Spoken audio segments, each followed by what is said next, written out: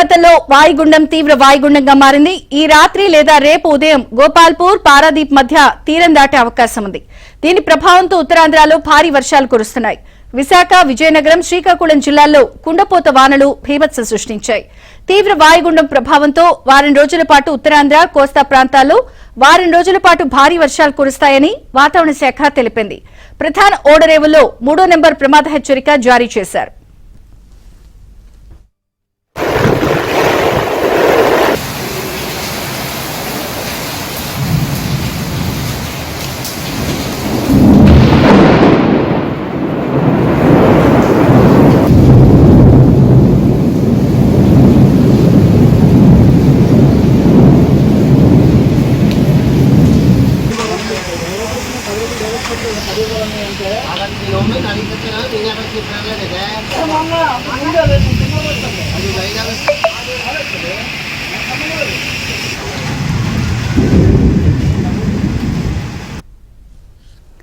అటు ఇప్పటికే తీరం వెంబడి బలమైన ఈదురు గాలులు వీస్తున్నాయి. విశాఖలో ఈదురు గాలులు భీభత్సానికి చెట్లు కూలిపోయాయి.